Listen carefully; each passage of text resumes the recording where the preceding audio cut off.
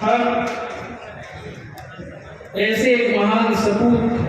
की जयंती मना रहे हैं जो आज हमारे बीच में तो नहीं है, पर एक साधारण परिवार में जन्मे और साधारण परिवार में जन्म मिलने के बाद भी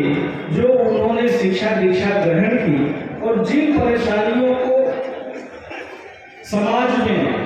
उन्होंने महसूस किया और एक आंदोलन खड़ा करने का काम किया,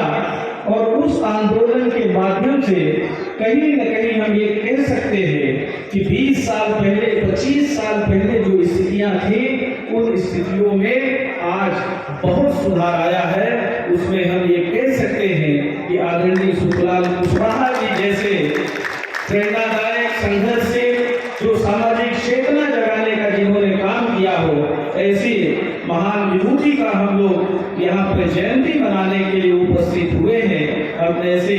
महान सपूत को तो नमन करते ही हैं, पर आप सबसे भी हम इस अवसर पर निवेदन करते हैं कि आज हमारे सामने जो चुनौती है, जिस तरह की सरकार आज देश और प्रदेश में चल रही है, आज हमारे सामने चुनौती है बाबा साहब के संविधान को बचाने की चुनौती है। डॉक्टर भीमराव अम्बेडकर जी और हमारे कांग्रेस पार्टी के नेताओं ने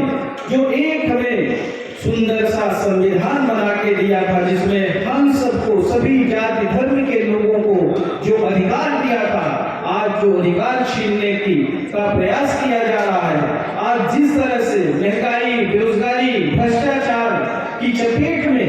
हर किसी को धकेल दिया गया है। आज किसान न्याय पाने के लिए भटक रहा है, खिलाड़ी न्याय पाने के लिए भटक रहा है, पत्रकार सच बात बोल नहीं सकते, लिख नहीं सकते, कोई भी विपक्ष का नेता सरकार के खिलाफ कुछ बोल नहीं सकता, और अगर सच बोलता है तो उसको ईडी का भय दिखाया जाता है, उसको लोकायुक्त का भय दिखाया जाता है, पुलिस का भय दिखाया जाता है, जेल की सलाखों में डाल दिया जाता है। विपक्ष के नेता आदरणीय हमारे राहुल गांधी जी जिस तरह से बड़े बड़े उद्योगपतियों को जिस तरह से सरकार लुटाने का काम कर रही है, अडानी के खिलाफ अगर आवाज उठाते हैं उनकी सदस्यता खत्म कर दी जाती है, उनको कोर्ट के माध्यम से सुप्रीम कोर्ट से द्वारा उनको सदस्यता बहाल होती है। सदन नहीं चलता है, विधानसभा हो, लोकसभा हो, वहां चर्चा नहीं होती है। विपक्ष अगर प्रदेश और देश की जनता की आवाज बनने की कोशिश करता है तो उनकी आवाज को दबाने का काम किया जाता है। आदरणीय राहुल गांधी जी ने भारत जोड़ो यात्रा करके 4000 किलोमीटर पैदल चलते हैं, महंगाई, बेरोजगारी, देश के संविधान को बचाने के लिए, सभी जाति और धर्म को न्याय देने के लिए सड़क पर चलकर लड़ाई लड़ते हैं, पर सरकार को कोई फर्क नहीं पड़ता। आज जिस तरह के देश में हालात है, राहुल गांधी जी ने फिर से संकल्प लिया है और 14 जनवरी से भारत जोड़ो न्याय यात्रा शुरू करने जा रहे हैं। इन्हीं सब विषयों को लेके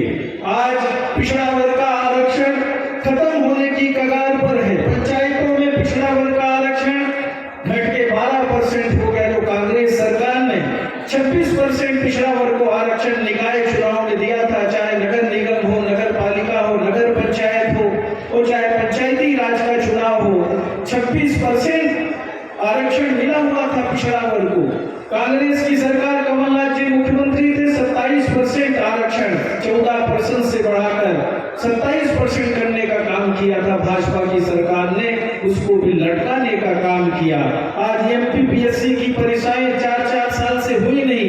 अभी भी होती है तो क्या स्थिति है आप सब जानते हैं। पिछड़ा वर्ग के बच्चों की छात्रवृत्ति का समय पे भुगतान नहीं होता है। ये एससी एसटी के साथ मेरी हालात है। आज जो हमारे सामने चुनौती है, अगर हम ऐसे महान विभूति की जयंती मना रहे हैं तो हम सबको संकल्प लेना पड़ेगा,